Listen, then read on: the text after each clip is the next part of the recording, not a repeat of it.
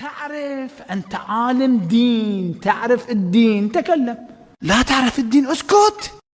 الذي الله عز وجل رزقك خير، لا تنظر إلى هذه النعمة وتلك النعمة.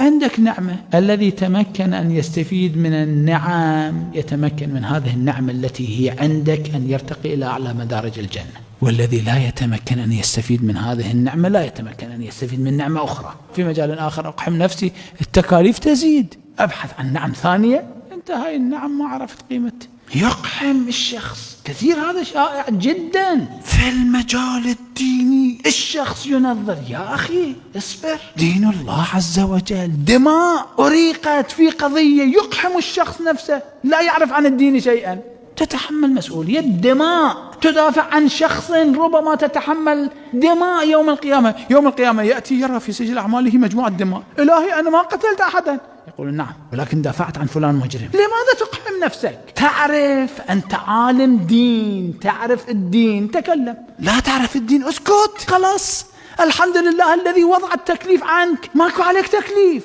الذين عرفوا الدين يخافون، يحتاطون أشد الاحتياط مع أنهم يعرفون الدين، كل كلمة بحساب.